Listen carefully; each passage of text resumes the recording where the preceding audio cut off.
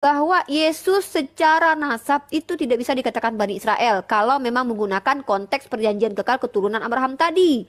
Karena secara nasab gagal Yesus sebagai Bani Israel karena dia bukan dari anak bapak atau laki-laki dari Bani Israel. Apakah dia bukan orang Yahudi? Tentu dia orang Yahudi.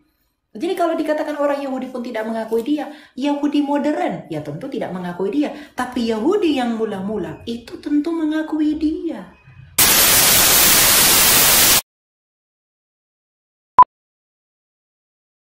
Ya. Oke, teman-teman, ini sangat blunder juga ya saya katakan. Kenapa? Pertama, saya tadi mengajak Elia untuk membahas janji sunat itu korelasinya dengan keselamatan. Elia membawa Abraham di awal. Saya sebenarnya temanya kan transmisi kitab suci, tapi akhirnya kita menuju kepada wahyu dari Abraham.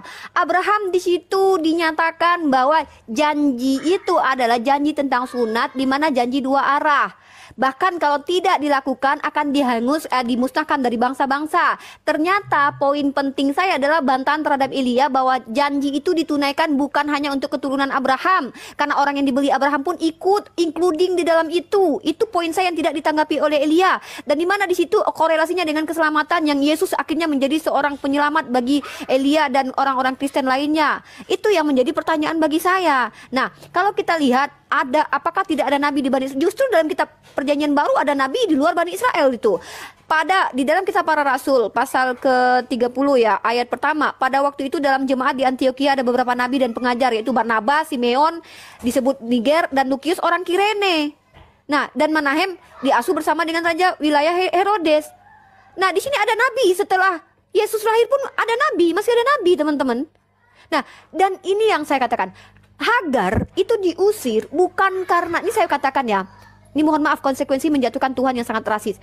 Ketika Sarai melihat Hagar bermain dengan Ishak, Sarai tidak mau berbagi warisan dengan Ismail. Itu poin pentingnya juga, teman-teman harus baca dalam kitab Kejadian. Disitulah Sarai mengusir Hagar dengan Ismail karena Sarai tidak mau berbagi warisan. Dan Tuhan menurut iman Kristiani dan Yahudi membenarkan ketidakmauan Sarai berbagi warisan dengan Ismail. Sementara bilangan pasal 21, kalau tidak salah ayat 15 tentang hak kesulungan anak. Hak kesulungan anak dari istri yang tidak dicintai tidak boleh digantikan dengan istri yang tidak dicintai, dengan istri yang dicintai. Walaupun Ismail itu anak yang dari istri yang tidak dicintai, harusnya menurut ulangan atau bilangan 21 ayat 15 yang diatur oleh kitab Torah, tidak boleh digantikan dengan hak kesulungan ke Ishak. Tapi tiba-tiba coba lihat teman-teman, begitulah dalam iman Kristen dan Yahudi menukarnya bahwa yang mendapatkan hak kemudian adalah Ishak. Padahal dalam kitab mereka sendiri diatur hak kesulungan anak. Jadi intinya di sini adalah, kalau saya melihat, saya tidak menafikan Yahudi tidak menyukai Ismail, Kristen tidak menyukai Ismail, karena kitab Yahudi ini adalah kitab yang ditulis oleh orang-orang Yahudi. Jadi kalau ada isinya yang lebih menguntungkan kepada mereka, itu hal wajar. Anehnya teman-teman Kristen mengatakan bahwa keselamatan datang dari Bani Israel, tetapi justru Yesus sendiri bukan Israel secara nasab. Yesus adalah anak seorang wanita Israel. Buktinya kalau wanita tidak bisa menjadi nasab, Yakub itu punya 13 anak. Kenapa yang disebut Bani Israel hanya 12 orang? Kenapa Dina tidak disebut sebagai Bani Israel? Karena dia perempuan. Tapi Yesus yang konon katanya mewarisi janji dari Tuhannya Elia, justru lahir tanpa bapak yang Yahudi. Tapi kalau kita lihat silsilahnya, dipaksakan silsilahnya dari bapak tirinya, yaitu Yusuf. Jadi doktrin Elia yang mengatakan bahwa keselamatan itu dari Bani Israel dan menyematkan Israel itu kepada Yesus, itu blunder sendiri dalam silsilahnya kitab Elia. Coba perhatikan, apa kaitannya Yesus dengan Israel? Kalau memang nasab itu bisa kepada seorang wanita, kenapa Dina tidak dikatakan Bani Israel? Kenapa 12 suku saja Bani Israel, sementara Yakub punya anak 13? Ya, itu juga pertanyaan saya. Nah, kita kembali ke tema transmisi kitab suci. Sebenarnya sudah jauh sangat melenceng dari transmisi kitab suci, bahkan tidak menyentuh bagaimana ring satu kita, Yesus ke Elia, Nabi Muhammad ke saya, mentransfer kitab suci itu tidak tersentuh. Justru kita lebih membahas perjanjian Tuhan dengan Abraham yang bahkan tidak diikuti oleh orang Kristen karena memang mereka tidak mendapatkan hak untuk mengikuti menurut Elia. Padahal di dalam iman Kristen, di dalam iman Yahudi saya sudah tunjukkan sebagai bentuk keadilan Hashem, Hashem juga menyelamatkan bangsa lain, bahkan mengutus nabi dari non-Israel seperti Bileam. Saya sudah kasih contoh, Bileam nabi non-Israel. Bangsa lain juga diutus menurut tradisi orang-orang Yahudi. Kalau Elia sebagai Kristen menolak itu, ya kan itu doktrin, asumsi teologinya Kristen. Nggak mungkin juga mereka sepakati semua yang dipahami oleh orang Yahudi. Masalahnya saya membawa literatur teman-teman ya, bahwa ketika Tuhan hanya menyelamatkan Bani Israel, ini konsekuensinya Tuhan itu rasis. Makanya di dalam Bamidbar 20 nomor 1 tadi, sebagai bentuk keadilan Hashem, Hashem juga mengutus nabi untuk non-Yahudi. Itu menurut mereka, Yahudi mengakui seperti itu. Nah, begitu juga dengan nabi yang dari Kirene ini, juga ada di dalam kitabnya Perjanjian Baru sendiri, Kisah Para Rasul. Nah, jadi saya bingung dengan Elia ini. Standing point Elia mengatakan bahwa keselamatan itu datang dari Bani Israel. Sementara Yesus itu tidak bisa dikatakan Bani Israel karena dia bukan anaknya Bani Israel. Karena nasab itu dari laki-laki, bukan dari perempuan. Sementara silsilah dalam kitab PB itu justru dari bapak tirinya yang tidak ada kait-mengait dengan Yesus. Mungkin itu saja. Terima kasih. Oke. Oke, bentar ya. Saya minum dulu. Silakan. Oke. Aduh. Panas. Saya pengen kita tuh lebih fokus sih. Di transmisi kitab suci nggak tersentuh loh, Dek. Proses perjalanan panjang kitab suci. Gini Uni. Atau part selanjutnya aja. Iya, nanti kita buat kapan lagi janji Next ya. kita. Karena kita kan bahas gini, lisan dulu yang menimbulkan tulisan. Gitu toh, ya kan? Jadi janji. Oke. Saya paham. Oke. Jadi nanti kita sepakati bahwa ada perbedaan di antara kita tentang janji Tuhan, tetapi kalau tentang transmisi nanti berarti Elia minta waktu lagi nanti berarti ya, minta time lagi. Next mungkin. Kira-kira minggu ini atau minggu depan. Karena materinya sudah saya siapkan. Saya juga sibuk Uni ya. Jadi ya saya tidak seperti Uni yang memasak rendang, nggak ada pesanan jual gitu ya. Saya nggak terlalu sibuk tapi rezeki berlimpah, itu sih alhamdulillahnya. Ya alhamdulillah lah ya. Oke. Bentar dulu ya, saya buka dulu.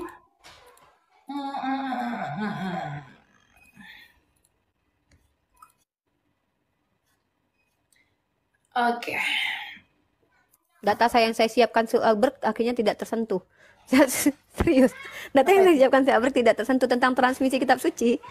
Data yang saya siapkan tuh sudah mapan tapi tidak tersentuh. Justru kita berbahas tentang janji Abraham. Nah, itu ya. Kalau kritik teks itu lebih seru sebenarnya. Oke, ini kita lanjut ya.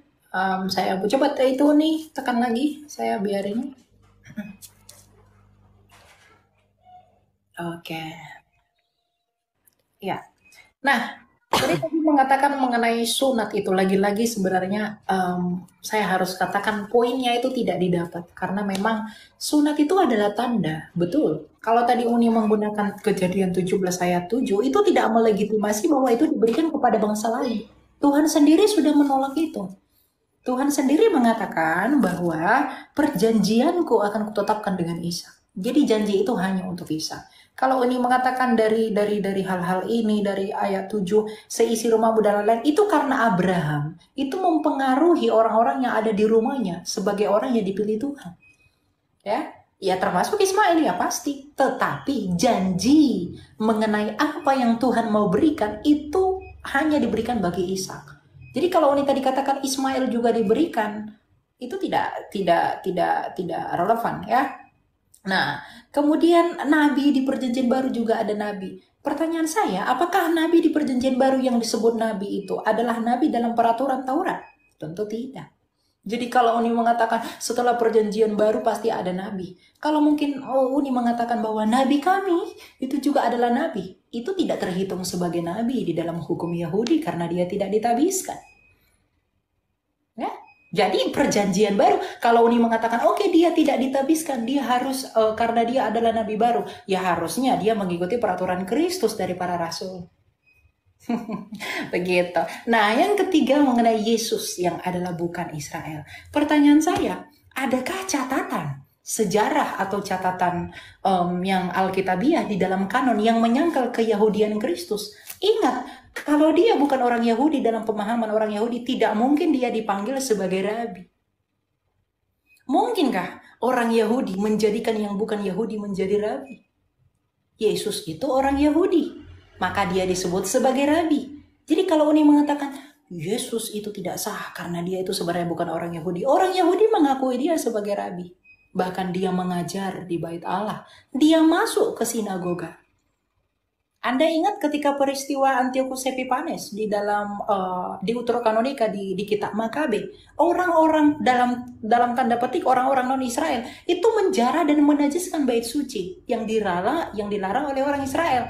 Kalau Yesus bukan orang Israel atau bukan bagian dari keyahudian, mungkinkah dia mengajar di bait suci? Mungkinkah dia mengajar di Beit Hamikdas? Mungkinkah dia mengajar di sinagoga? Jadi saya pikir Uni terlalu terburu-buru menyimpulkan argumentasi mengatakan Yesus bukan orang Yahudi. Terlalu banyak data dan fakta yang Alkitabiah maupun yang sejarah untuk mengonfirmasi bahwa Yesus adalah orang Israel. Nah, bagaimana janji itu dipenuhi di dalam Kristus? Ini saya komparasi begini. Kalau Uni mau membenarkan bahwa di pandangan iman kami itulah yang menyempurnakan, yang menyelesaikan janji itu. Ada beberapa hal yang perlu Uni bayangkan.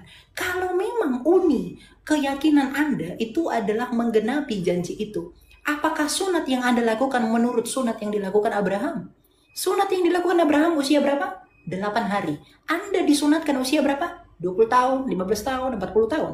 Itu sama sekali tidak mengelaborasi janji Abraham. Kalau Anda mengklaim bahwa Anda dari Abraham, sama sekali tidak. Tidak ada poin yang dapat Anda dapatkan dari sini. Yang pertama, Anda bukan dari keturunan Ishak. Yang kedua, Anda bukan dari Israel. Yang ketiga, Anda bukan dari keyahudian. Yang keempat, Anda sekalipun bersunat, itu hanyalah sunat yang Uni maksud di luar bangsa-bangsa lain. Bukan sunat bangsa Israel yang kepadanya janji diberikan. Sunat Israel di dalam Taurat, di dalam Miswot nomor 17, usia 8 hari. Kenapa Anda disunatkan tidak usia 8 hari? Kalau memang janji itu Anda yang mewarisinya. Oleh karena itu, tidak satu pun yang Anda dapatkan kalau Anda mengklaim bahwa kami adalah penerus dari Abraham. Semuanya gagal. Dalam pengertian, apa yang diajarkan Taurat, apa yang diwarisi oleh Allah, itu sama sekali tidak dielaborasi oleh yang datang setelah Yesus Kristus. Ya, jadi janji itu hanya boleh digenapi oleh Kristus. Kenapa? Karena hanya Kristus yang menyelesaikan semua hukum itu di dalam kesempurnaannya, di dalam takluknya dia kepada hukum Taurat. Galatia 4 ayat 4. Yesuslah yang disunat usia 8 hari karena dia keturunan Abraham. Kalau dia bukan keturunan Abraham, tidak mungkin dia disunat. Uni pergi ke sana orang Padang, ke Israel, Uni nggak mungkin disunat. Gitu ya, jadi coba direfleksikan kembali. Thank you. Ini masih sekali lagi tanggapan habis itu closing statement ya, karena saya harus menanggapi beberapa poin. Betul. Oke, ada 4 poin ya yang ingin saya tanggapi dan 2 informasi yang ingin saya sampaikan. Saya fokus dulu deh ke sini. Oke, saya tanggapi argumen Elia lagi teman-teman. Kata Elia begini, menurut orang Yahudi, pertanyaan saya, kamu kalau membawa standar orang Yahudi, jangankan Nabi saya, Tuhan yang kamu tuhankan saja, jangankan jadi Tuhan, jadi Mesias pun tidak diterima, Elia. Kalau kita bicara menurut orang Yahudi, ya, jangankan Nabi saya, Tuhan yang kamu tuhankan saja, jangankan jadi Tuhan, jadi Mesias saja ditolak. Kalau kita bicara menurut Yahudi, saya di sini tidak, parameter kebenaran saya bukan dari pendapat Yahudi, tapi saya membawa sudut pandang Yahudi terkait bagaimana mereka memahami Tuhan yang memberikan keselamatan kepada siapa saja. Apakah hanya kepada Bani Israel atau melulu dari Bani Israel? Saya sudah bantah datanya dengan adanya pengutusan Bileam sebagai nabi. 1. Yang kedua adalah adanya daerah-daerah yang bukan Bani Israel diselamatkan. Baca Yunus pasal 3 nomor 1 sampai 5. Itu Niniwe, itu Bani Israel bukan? Niniwe kenapa diberikan keselamatan sama Tuhan? Apakah Niniwe adalah bagian dari Bani Israel? Apakah mereka bersunat? Tidak bersunat. Jadi kalau kita bicara tentang keselamatan Tuhan, ini esensi Tuhan yang kita pertanggungjawabkan di sini. Apakah Tuhan itu rasis atau tidak? Tapi segala argumen dari Elia menunjukkan Tuhannya Elia rasis. Hanya berdasarkan dari Bani Israel, kesukuan saja. Sementara Tuhan yang kesukuan ini, kita bicara tentang perspektif Yahudi terhadap Yesus. Menurut anggapan orang, dia orang Yahudi, betul. Sebenarnya kalau kita bicara apakah ibunya orang Yahudi, saya pun sepakat. Bahkan kami sepakati ibunya orang Yahudi. Tetapi bukti bahwa Tuhan tidak hanya melulu kepada orang tuanya yang Yahudi, yang keturunannya Yahudi, seperti perspektif orang Yahudi bahwa dari keturunan mereka lah yang akan datang keselamatan itu. Makanya Yesus tidak punya bapak, karena konsep nasab itu harus dari bapak. Kamu lihat dalam kitab Lukas pasal 23, adikku Elia. Yesus itu dianggap Yahudi, dikatakan Yahudi karena dia dikatakan anak Yusuf. Siapa anaknya Yusuf. Ketika Yesus memulai pekerjaannya, menurut anggapan orang, baca dalam kitab Lukas pasal 23 pasal 3 nomor 23. Nih, saya bacakan nih. Ini anggapan orang terhadap Yesus tuh banyak di zaman itu, mengatakan dia dari Belzebul, mengatakan dia adalah orang yang hasil zina bahkan sekalipun. Jadi di sini konteks yang saya katakan, keselamatan datang dari Bani Israel. Yesus itu tidak sempurna menjadi Bani Israel karena dia bukan anak kandung seorang laki-laki Israel. Dia adalah anak tiri dari laki-laki Israel secara silsilah. Dalam kitab kamu di Perjanjian Baru, coba kamu baca silsilah baik Matius ataupun Lukas, dia menjadi keturunan Israel atau sampai ke Daud karena bapak tirinya yang tidak ada korelasi dengan kenasapan, ya. Nah,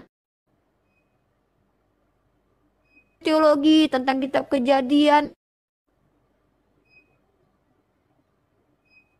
Ini aku yang nge-lag ya atau gimana? Ya, jadi gitu ya. Ya, intinya jadi ada kontradiksi dari doktrin yang sampaikan Elia dengan realitas yang terjadi. Bahwa satu, ada nabi yang diutus dari Bani Israel. Kedua, ada bangsa yang diselamatkan di luar Bani Israel, yaitu bangsa Niniwe. Yang ketiga adalah bahwa Yesus secara nasab itu tidak bisa dikatakan Bani Israel kalau memang menggunakan konteks perjanjian kekal keturunan Abraham tadi.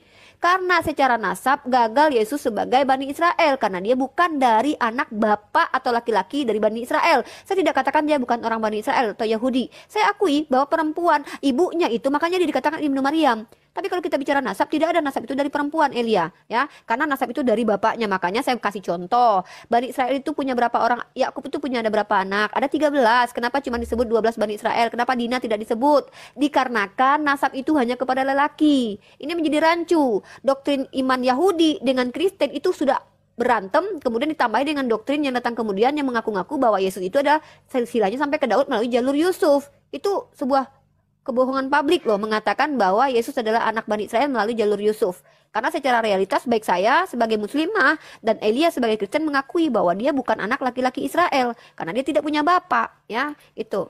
Jadi pernyataan bahwa Yesus adalah keturunan Bani Israel itu adalah anggapan orang, ya.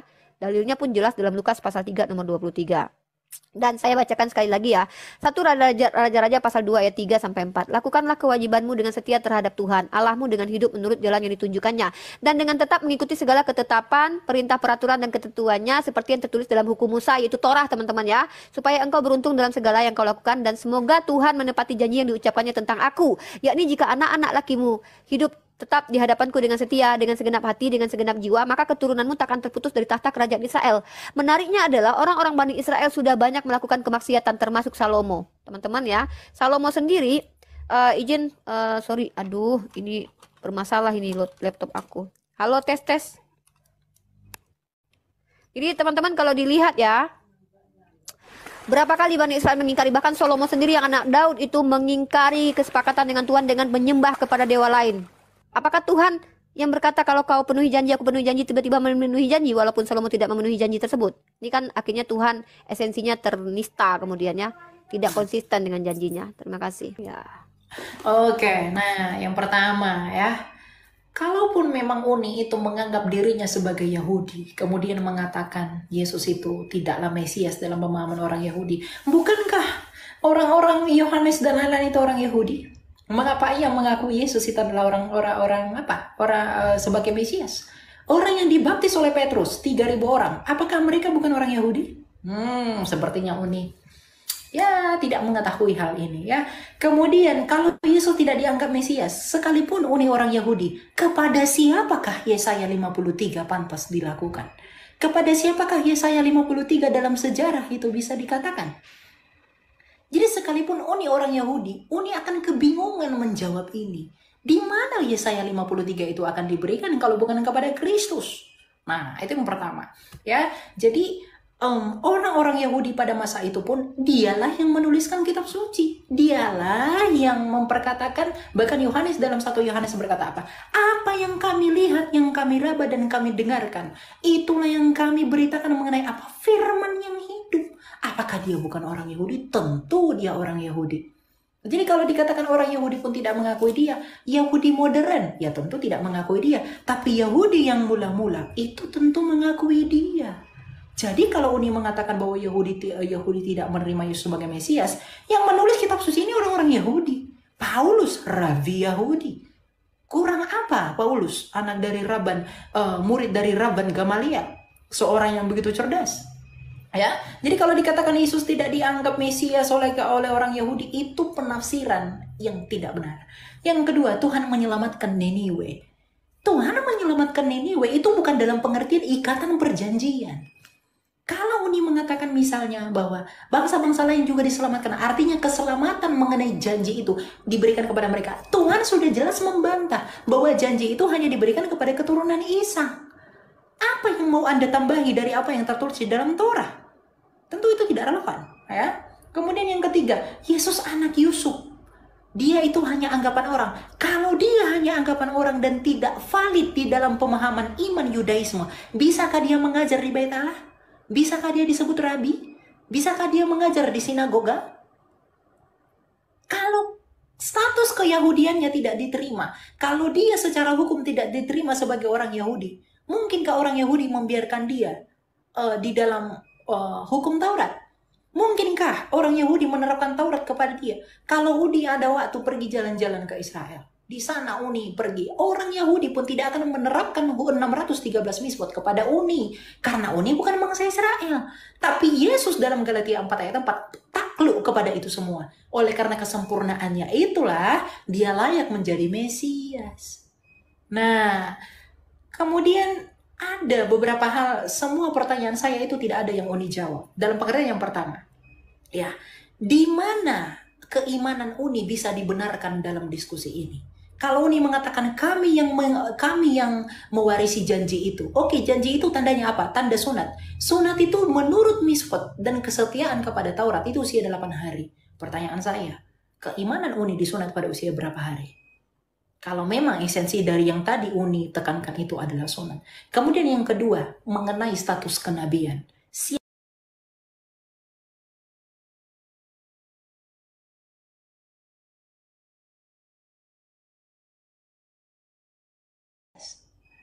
Di mana ini dapat dibenarkan? 2 poin ini saja dulu, ya.